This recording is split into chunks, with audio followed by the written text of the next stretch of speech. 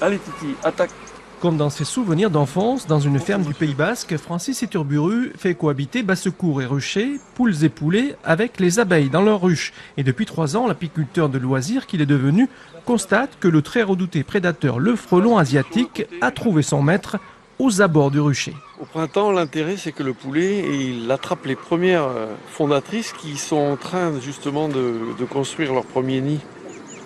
Et donc déjà, on a des nids avortés en plus grand nombre autour d'un rucher. Jeune retraité, Francis Iturburu consacre l'essentiel de son temps à observer l'étrange balai du frelon asiatique près de ses ruches, vidéo à l'appui. Oui, c'est une machine de guerre. Hein.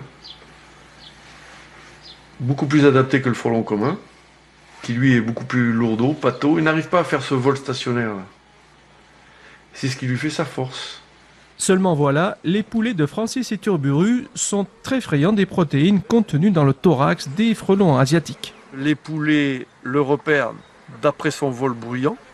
Sa position statique fait que, tout en se méfiant de la ruche et de la colonie d'abeilles, le poulet capte le frelon à cet endroit-là précis. C'est un chopper. Après, c'est très difficile de l'attraper quand il est en vol libre, bien entendu. Mais c'est sa vulnérabilité, c'est sa position en vol géostationnaire devant la ruche. Ici, depuis 3 ans maintenant, les nids des frelons asiatiques sont avortés avant d'être formés. Les abeilles désormais vivent sous la protection rapprochée des poulets en patrouille.